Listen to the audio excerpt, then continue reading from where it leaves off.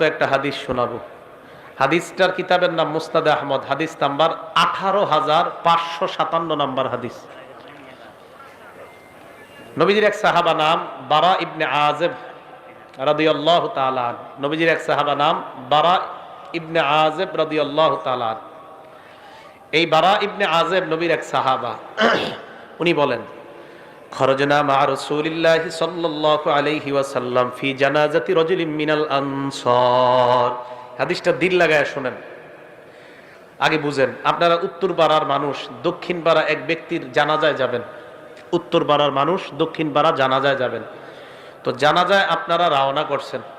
জানাজায় যার জানাজা পড়বেন তার জানাজায় যাওয়ার আগে দেখছেন বাঁশ তলার মধ্যে তার কবরটা খোঁড়া হয়েছে। এরকম হতে পারে না? মানে তাকে এখনো কবরে দেওয়া হয় নাই, এর আগে আপনারা তার কবরের সামনে দিয়ে তার জানাজায় যাইতেছেন। এরকম হতে পারে কিনা? নবীজি বলে, নবীজির সাহাবা বারা ইবনে আযিব বলেন, আমরা নবীজির সাথে বের হইলাম। বের হওয়ার পর এক আনসারী সাহাবার জানাজা পড়ার জন্য রওনা করলাম। রওনা করার পর আমরা যাইতে যাইতে আনসারী সাহাবার জানাজায় যাওয়ার আগে তার কবরের সামনে দিয়ে আমরা যাইতে লাগলাম। আনসারী সাহাবার জন্য যেই কবরটা খোঁড়া হয়েছে, গর্ত করা হয়েছে, ওই কবর দেখার পর আল্লাহর নবী কবরের সামনে বসে গেছে। কবরের সামনে নবীজি বসে গেছে। সাহাবারা বলেন, ওয়া জালাসনা হাওলা, আমরাও নবীর সামনে, তার সামনে কবরের পাশে বসে গেলাম। আপনারা সামনে যেইভাবে বসা, সাহাবারা কয় আমরা এইভাবে বসলাম। বসার পর নবীর দিকে আমরা তাকায় রইলাম। চেহারাটা এই দিকে তাকান।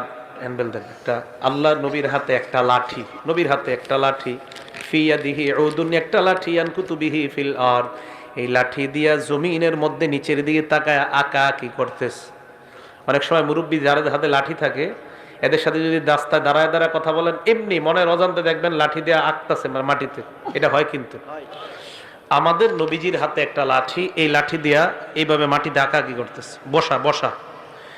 সাহাবারা বলেন আমরা এমন ধীরস্থির ভাবে বসা, কান্না আলা রুউসিনা আত-তায়র, আমাদের মাথার উপরে যদি পাখিও বসে আমরা টের পাবো না, এমন সুন্দর ভাবে বসে রইছি, চুপচাপ বসা।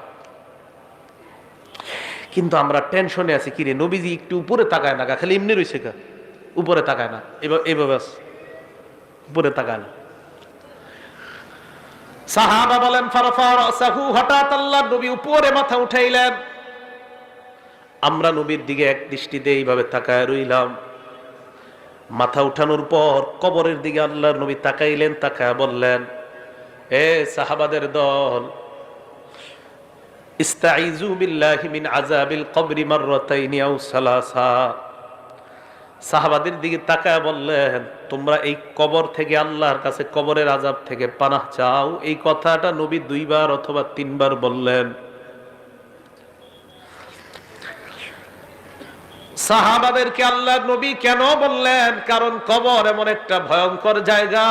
কবর আমাকে, আপনাকে, আমাদের সকলকে প্রত্যেকদিন ডাক দিয়ে বলে, আনা বাইতুল গুরবা, আমি কিন্তু অপরিচিত ঘর, আমার কাছে আসার আগে চিন্তা ভাবনা করে আসবা। আনা বাইতুল ওয়াহদা, আমি একা থাকার ঘর, আমার কাছে আসার আগে চিন্তা ভাবনা করে আসবা। আনা বাইতুদ দুদ, আমি পোকামাকড়ের ঘর, আমার কাছে আসার আগে চিন্তা ভাবনা করে আসবা। আনা বাইতুত তুরাব, আমি মাটির ঘর, আমার কাছে আসার আগে চিন্তা ভাবনা করে আসবা। মুসলমান মাটির উপর যখন একটা দৌড় দেন, সাবধানে দৌড় দিবেন। এক বর্ণনায় পাওয়া যায়, জমিনের উপর যারা জোরে জোরে চলে, হতে পারে এর কারণে কবর তার সাথে ভয়ঙ্কর আচরণ করবে। কবর বলবে, আমার পিঠের উপর বড় ধম্ব বরে তুমি চলেছিলা, আজকে আমি কবরের আচরণ তুমি লক্ষ্য করতে পারবা।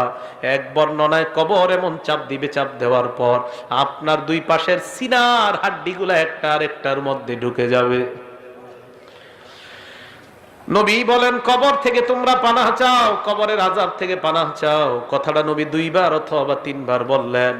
এবার আল্লাহর নবী কয়, জানোনি কেন? ফা ইন্নাল আবদাল মুমিনা ইযা কানা ফি ইনকিতাইম মিনাদ দুনিয়া ওয়া ইকবালিম মিনাল আখিরাহ।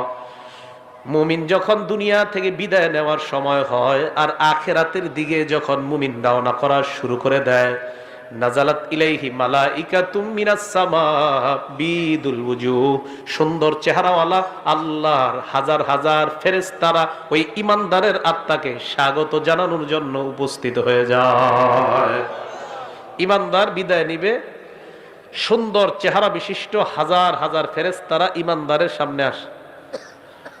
আসার পর দেখেন, আপনারা দেখবেন যদি কোনো মুমিন মারা যায়, মারা যাওয়ার সময় কিন্তু আমরা একটু অনেক সময় বুঝতে পারি যে এই লোকটা মারা যাইতে পারে আজকে। মুমূর্ষ মানে মুমূর্ষ রোগী যারে বলি, হাদিসে আসছে ইয়াজলিসু মিনহু মাদ্দা বাসরিহি, ঈমানদার এইভাবে চোখ দিয়া তাকাইলে তার দৃষ্টি যেই পরিমাণ যায়, ফেরেশতারা দুইটা কাতার হয়ে ঈমানদারের দৃষ্টির শেষ সীমানা পর্যন্ত তার আত্মাকে স্বাগত জানানোর জন্য তারা বসে অপেক্ষা করতে থাকে। কথাটা কি বুঝে আসছে আপনাদের? তো সবাই অপেক্ষায় আছে, সবাই তো অপেক্ষায় আছে। হাত্তা ইয়াজিআ ইলাইহি মালাকুল মাউত, মরণের ফেরেশতা তার কাছে এসে যায়। জোরে বলেন কোন ফেরেশতা? মালাকুল মাউতের নাম কি? ও কয় জিবরাইল। মালাকুল মাউতের নাম কি? আজরাইল। যদি আমার কাছে আসে, আপনার কাছে আসে, এক সময় যদি বাংলাদেশের 10 জন মারা যায়, আমেরিকার 10 জন, পাকিস্তানের 10 জন, ভারতের 10 জন যদি একই সময় মারা যায়, আজরাইল কোন দেশে আছে? হ্যাঁ, সব জায়গায়। হ্যাঁ, সব জায়গায়। এটা বিপদের প্রশ্ন কিন্তু। হ্যাঁ, সবাই মন দিয়ে শোনেন। আমাদের দেশে 10 জন, পাকিস্তান 10 জন, ভারত 10 জন, ইন্দোনেশিয়া 10 জন, অস্ট্রেলিয়া 10 জন একই সময় মারা গেছে। আজরাইল কোন জায়গায় আছে?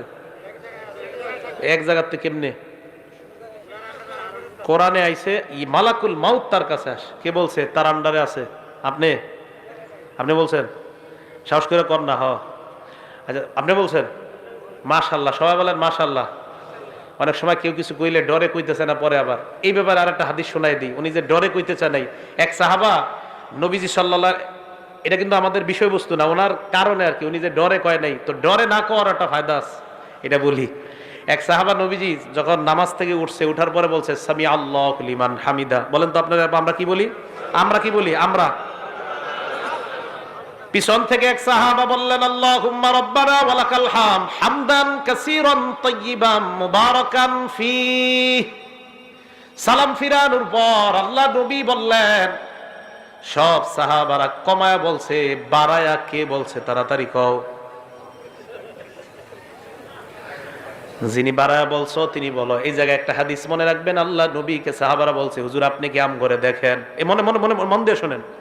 ইবনে হাজার আসকালানী ওই কথাটা রাখছে, আল্লাহ নবী কয় আমি সামনে থেকে যেমন দেখতে পাই, পিছন থেকেও সুন্দরভাবে আল্লাহ ওই মুহূর্তে তোমাদেরকে দেখা দেয়। এই কে বলছো বলো? কেউ কয় না, শিকারি আহে না। নবীজি বললেন সাহস করে বলো কে বলছো। তো এক সাহাবা আস্তে আস্তে, হুজুর আমি। নবীজি কয় তুমি বলছো? কয় হ্যাঁ। কয় সাহস করে বলে ফেলো। কয় জি হুজুর আমি বলছি। আল্লাহ নবী কয় তুমি এত সুন্দর একটা তাসবিহ পাঠ করছো, তোমার এই তাসবিহাত, এই সওয়াব আল্লাহর কাছে নেওয়ার জন্য প্রায় 30 জনের কাছাকাছি ফেরেশতা লড়াই করতেছে, কার আগে কে তোমার সওয়াব আল্লাহর কাছে নিয়ে যাবে। যারা মাঝে মাঝে কইলেন সাহস করে কইবেন আমি, এটা কইলে লস নাই। দেখছেন নি, মালাকুল মাউত লিডার একজন আজরাইল, ওনার অধীনে অসংখ্য অগণিত কাজ করে। বুঝে আসছে তো? তো একজন কইয়া লাইছে, আপনাদেরকে রক্ষা করছে, উনি আপনাদের মান সম্মান রাখছে। তো মালাকুল মাউত একজন আজরাইল, উনি লিডার, ওনার অধীনে কোটি কোটি ফেরেশতা কাজ করে। সুবহানাল্লাহ। মালাকুল মাউত তার সামনে আসার পর ওই যে ইমানদার মারা যাবে, তার একদম মাথার কাছে বসে। মাথার কাছে বসার পর ইমানদারকে ডাক দেয়, ইয়াতুহান নাফসুল হামিদা, হে প্রশংসনীয় আত্মা। সুবহানাল্লাহ। উখরুজি, তুমি বের হও, ইলা রব্বিন রাদিন আনকি গায়রি গদবান, তুমি এমন রবের দিকে বের হও যে রব তোমার উপর সন্তুষ্ট, তিনি তোমার উপর অসন্তুষ্ট না। তাড়াতাড়ি তুমি বের হও। হাদিসে আসছে ইলা রব্বিন রাদিন আনকি গায়রি গদবান ওয়া মাগফিরাতিম মিনাল্লাহ। ওই নফসটাকে মালাকুল মাউত বের করতে করতে কয় সুসংবাদ নিয়ে নাও, আল্লাহ তোমার জিন্দেগীর সব গুনাহগুলো মাফ করে দিয়েছেন।